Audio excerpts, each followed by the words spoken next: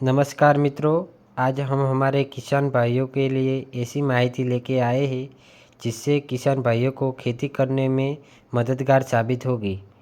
दोस्तों, इस प्रोडक्ट का नाम 13-0-45 है। दोस्तों, ये पूरी तरह से वाटर सोल्यूबल खाद है।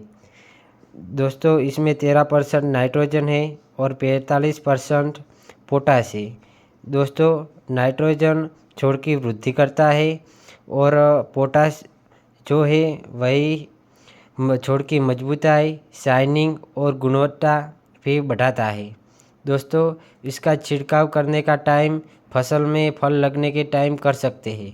दोस्तों, इसका छिड़काव करने के लिए ड्रिप, मिनी स्प्रिंकलर और पंप से भी कर सकते हैं। दोस्तों, इसको हम गेहूँ, डांगर और पपीते, आलू और सभी तरह की चीज़ों में भी कर सकते हैं।